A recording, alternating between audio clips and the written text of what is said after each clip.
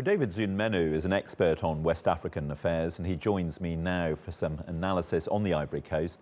David, thank you very much for joining us. Is it clear that the mutiny is actually over now?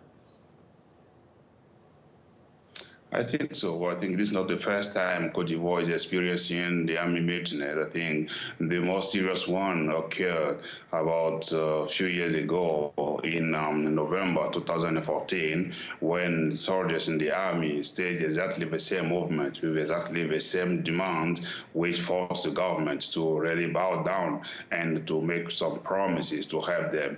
Whether those promises have been held remain an issue, but probably if we are seeing a repeat of the same movement as we saw in November 2014, it means that there are some serious contentions about the promises that were made at that time, and Cote d'Ivoire found itself once again caught within the problem of the security sector reform.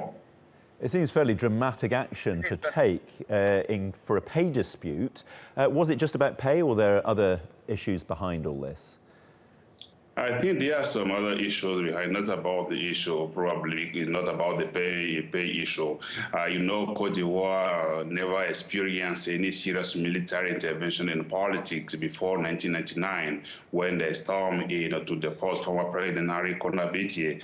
And since then, the army has taken the center stage in political life.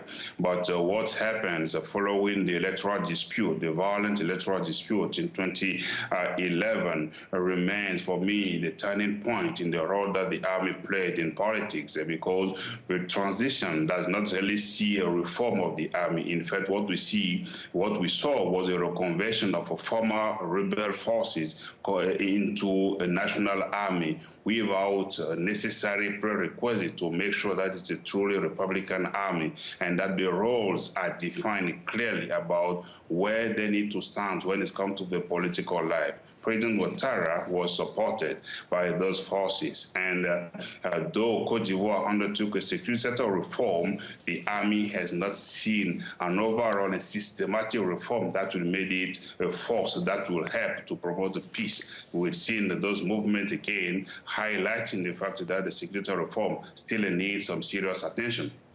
David Zounmenou, thank you very much for joining us.